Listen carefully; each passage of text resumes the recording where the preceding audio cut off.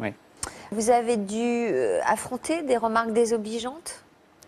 Alors, au début, pas trop, puisque comme j'en parlais pas, c'est clair. Mais j'ai une anecdote comme ça d'une personne qui a su. Je ne sais pas comment, mais en tout cas, je lui avais pas parlé et je n'avais pas trop envie d'en parler avec lui. Et cette personne m'avait dit quelque chose et j'ai mis plusieurs jours à comprendre de quoi il me parlait.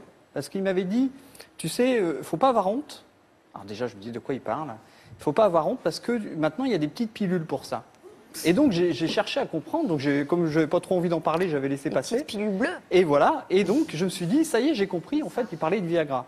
Et ça m'a fait comprendre pourquoi les hommes ne veulent pas en parler. Moi, ce n'était pas mon cas, parce que j'avais même pas imaginé qu'on pouvait faire le parallèle avec ce sujet-là.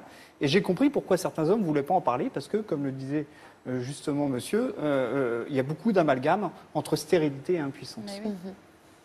Alors, vous en étiez où, vous, dans votre vie, quand vous avez compris que vous ne pourriez pas avoir d'enfant naturellement? Alors, on venait de se marier. Et on avait déjà vécu 7 ans avant ensemble, donc c'était un projet qui était bien abouti. Et donc on s'était mariés dans l'optique justement de démarrer un enfant juste après. Qu'est-ce qui vous était arrivé? Vous étiez, vous aussi, vous aviez eu des problèmes de testicules? Alors moi en fait j'ai découvert après avoir découvert l'information, on a découvert que ma mère avait été traitée au Distilbène pendant la grossesse.